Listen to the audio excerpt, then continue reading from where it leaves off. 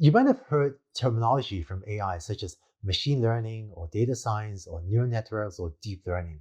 What do these terms mean? In this video, you see what is this terminology of the most important concepts of AI so that you will speak with others about it and start thinking how these things could apply in your business. Let's get started. Let's say you have a housing data set like this with the size of the house, number of bedrooms, number of bathrooms, whether the house is newly renovated, as well as the price. If you want to build a mobile app to help people price houses, so this would be the input A and this would be the output B, then this would be a machine learning system. In particular, it'd be one of those machine learning systems that learns input to output or A to B mappings. So machine learning often results in a running AI system. So it's a piece of software that any time of day, any time of night can automatically input A, these properties of a house, and outputs B. So if you have an AI system running, serving dozens or hundreds or thousands of millions of users, that's usually a machine learning system.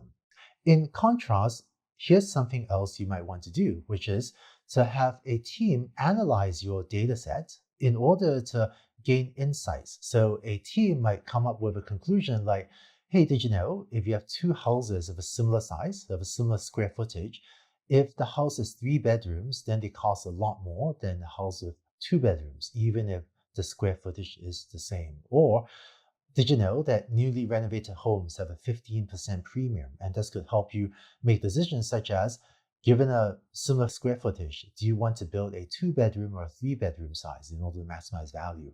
Or is it worth an investment to renovate a home in the hope that the renovation increases the price you can sell a house for? So these would be examples of data science projects, where the output of a data science project is a set of insights that can help you make business decisions, such as what type of house to build or whether to invest in renovation. The boundaries between these two terms, machine learning and data science, are actually a little bit fuzzy, and these terms are not used consistently, even in industry today. But what I'm giving here is maybe the most commonly used definitions of these terms, but you will not find universal adherence to these definitions. To formalize these two notions a bit more, machine learning is the field of study that gives computers the ability to learn without being explicitly programmed. This is a definition by Arthur Samuel many decades ago. Arthur Samuel was one of the pioneers of machine learning who was famous for building a checkers playing program that could play checkers even better than he himself, the inventor, could play the game. So a machine learning project will often result in a piece of software that runs, that outputs B given A. In contrast, data science is the science of extracting knowledge and insights from data. And so the output of a data science project is often a slide deck, like a PowerPoint presentation that summarizes conclusions for executives to take business actions, or that summarizes conclusions for a product team to decide how to improve a website. Let me give an example of machine learning versus data science in the online advertising industry. Today, the large ad platforms all have a piece of AI that quickly tells them what's the ad you are most likely to click on. So that's a machine learning system, and this turns out to be incredibly lucrative.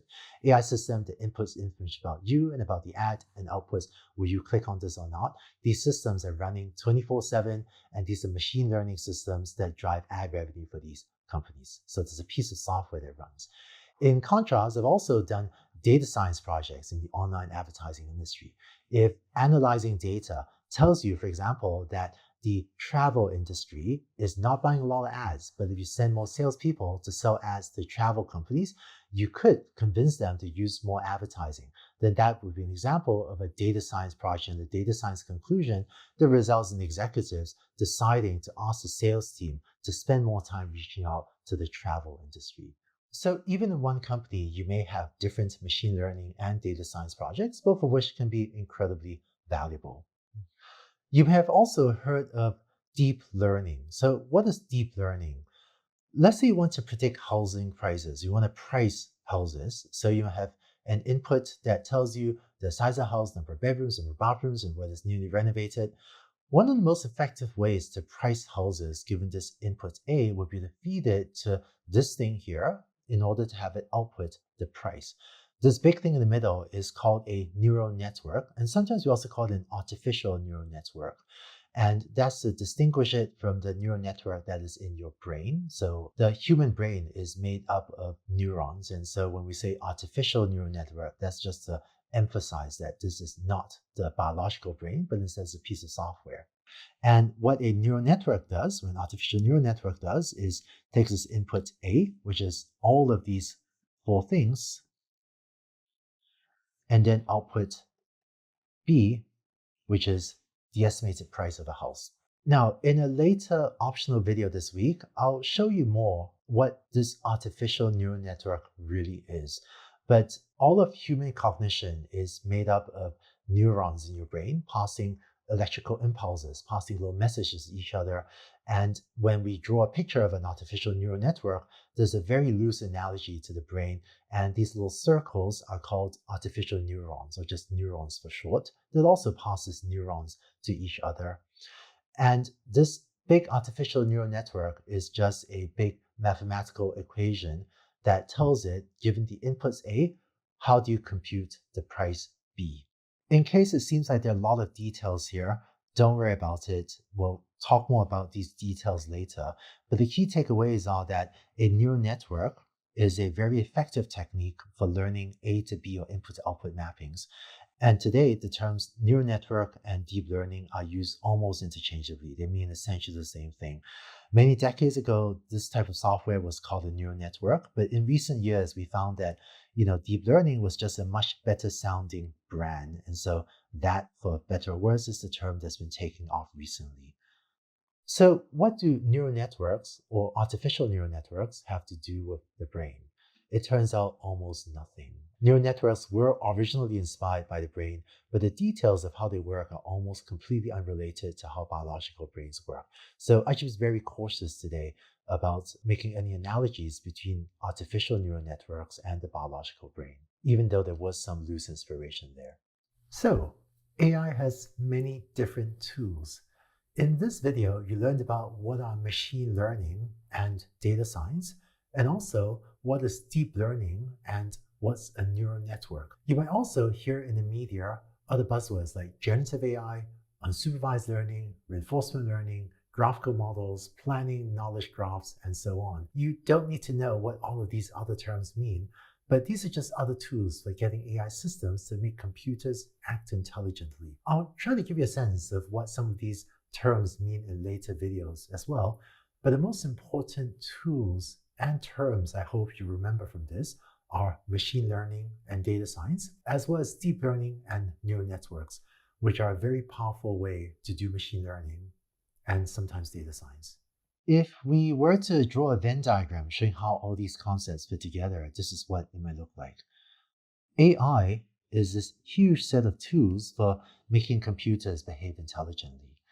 Of AI, the biggest subset is probably tools from machine learning, but AI does have other tools than machine learning, such as some of these buzzwords are listed at the bottom. And of machine learning, the part of machine learning that's most important these days is neural networks or deep learning, which is a very powerful set of tools for carrying out supervised learning or A to B mappings, as well as some other things. But there are also other machine learning tools that are not just deep learning tools. So how does data science fit into this picture? There is inconsistency in how the terminology is used. Some people will tell you data science is a subset of AI. Some people will tell you AI is a subset of data science. It depends a bit on who you ask. But I would say that data science is maybe a cross-cutting subset of all of these tools that uses many tools from AI, machine learning, and deep learning, but has some other separate tools as well that solves a very set of important problems in driving business insights. In this video, you saw what is machine learning, what is data science, and what is deep learning and neural networks. I hope this gives you a sense of the most common and important terminology used in AI, and you can start thinking about how these things might apply to your company. Now, what does it mean for a company to be good at AI? Let's talk about that in the next video.